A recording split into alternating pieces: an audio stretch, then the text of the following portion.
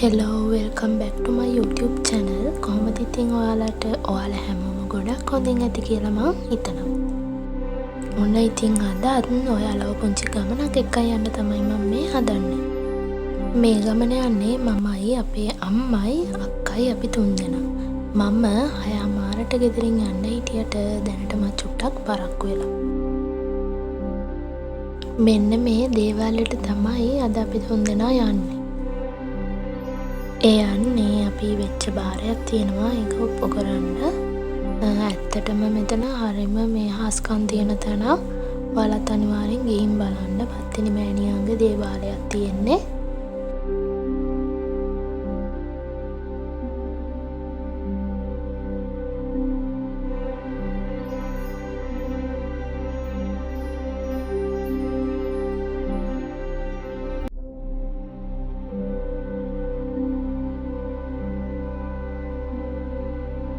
අපේ අක්කා සනීප වුණ නිසා තමයි අපි මෙතනට බාර වුණේ. ඉතින් අපි ඒ බාරය ඔප්පු කරන්න තමයි අද මේ යන්නේ.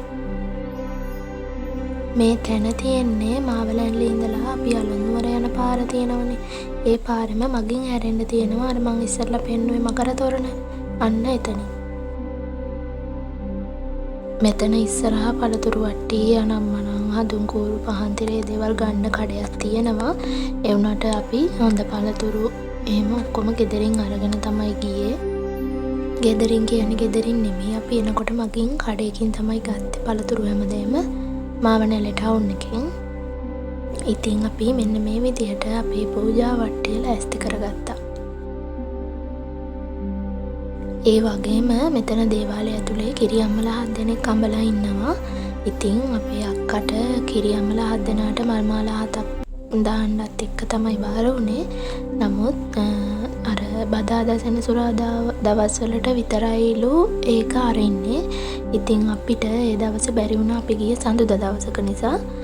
ඉතින් අපි ඒ ටිකත් පූජා කරලා ආවා. ඔයාලා යනවා නම් අනිවාර්යෙන් බදාදා සෙනසුරාදා දවස්වල යන්න. එතන ඇතුළට ගිහුවම හැම දෙවි කෙනෙක්ටම දේවාලයක් එහෙම හදලා තියෙනවා. අපිට ඒ හැම දෙවි කෙනෙක්ම වන්දනාමාන කරගන්න පුළුවන්.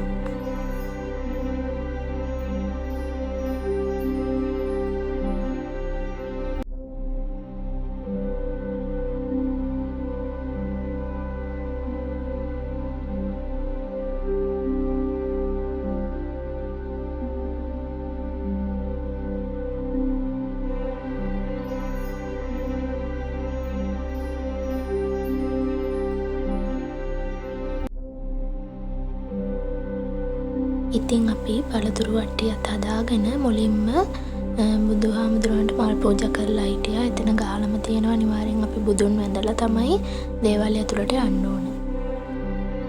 ඉතින් අපි එතන වැඩේ කරගෙන හැමම ටුක් එකක් අරගෙන අලුත්මල දේවාලයට ආවා. අපි අලුත්මල දේවාලේ නම් ගොඩක් වෙලා හිටියේ නෑ. අපි ඉක්මනට වැඳලා එන්න පිටත් වුණා.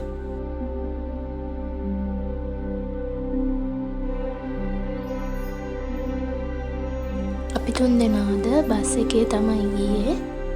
මාවනැල්ලේ ටවුන් එකට ආපුවාම අලුත්නුවර බස් තියෙනවා. ඉතින් ඒ බස් එක ගිහිල්ලා අපිට අර පත්තිනි දේවාලේ ළඟින්ම බහින්න පුළුවන්. ඔයාලා මේ තැන ගැන දැනටමත් දන්නවනම් අනිවාර්යයෙන්ම කමෙන්ට් එකක් දාගෙන යන්න.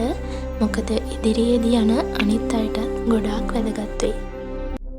ඉතින් අද වීඩියෝ එකත් මෙතනින් එන්ඩ් වෙනවා. ඒ වගේම ඔයාලා තාමත් මගේ වීඩියෝ බලන්නේ මාව සබ්ස්ක්‍රයිබ් කරලා නෙවෙයි නම් ඉක්මනටම සබ්ස්ක්‍රයිබ් කරන්න කියලා මම ආදරෙන් මතක් කරනවා. ඉක්මනටම ආයෙත් වීඩියෝ එකක් අරන් එනකම් ඔයාලා හැමෝම සතුටින් පරිස්සමින් ඉන්න. බයි.